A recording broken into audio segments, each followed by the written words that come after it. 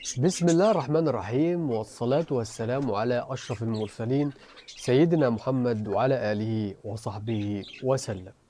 دايما لما بنبدأ الفيديو بنقول لو شفت حاجة عند حد عجبتك تقول ما شاء الله، عشان ربنا يبارك لك في حاجتك ويبارك للناس في حاجتها. الفيديو النهاردة في قناة ملوك الغواية حمام وعصافير هنتكلم عن موضوع مهم جدا، عن ازاي تخلي العصافير بتاعتك تبيض كتير جدا وتنتج بسرعة جدا بدون أي تكاليف زيادة عليك. تمام. ناس كتير قوي بتجيب عصافير استرالي زي دي كده، وبتقعد عندها مدة كبيرة جدا ما بتنتجش.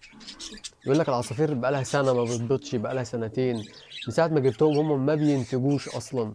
طبعا مفيش حاجة اسمها عصافير ما تنتجش أو عصافير ما تشتغلش، مفيش الكلام ده.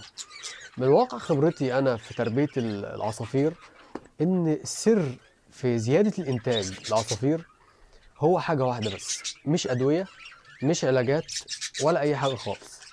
السر إن العصافير بتحب الزحمة، بتحب اللمة يعني ما تجيبش جوز واحد وتحطه في قفص وتقول وتقعد جنبه وتستنى إن هو ينتج معاك.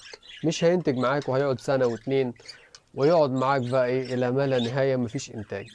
عايز عصافير تنتج، هات جوز شغال، جنبيه جوز كمان شغال، جنبيه جوز زغاليل، يعملوا صوت جنب بعض.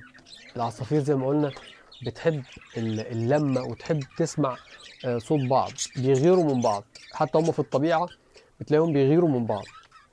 الذكر بيشوف الذكر بيغير، النتاية بتشوف النتاية جنبها في قفص جنبها بتغير، بيشوفوا يعني لما تحط قفص كده وقفص كده في وش بعض العصافير بتغير، فيبدأ ده يبيض وده يبيض وده يبيض، تلاقي الدنيا عندك بدأت الإنتاج يزيد والدنيا اتظبطت عندك. فده السر من أسرار من واقع خبرتي أنا. وجربه. جبت جوز، هات كمان وهات كمان، هات جوز كمان وجوز كمان وجوز غليل كمان، يعملوا صوت وزحمة عندك في المكان بتاعك.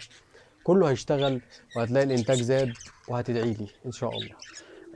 قناة ملوك الغواية بتتشرف بأي حد يعمل اشتراك فيها ويفعل الجرس عشان يوصلكم الفيديوهات الجديدة. بشكركم جدا على الفيديو، وانتظروا الفيديوهات الجاية.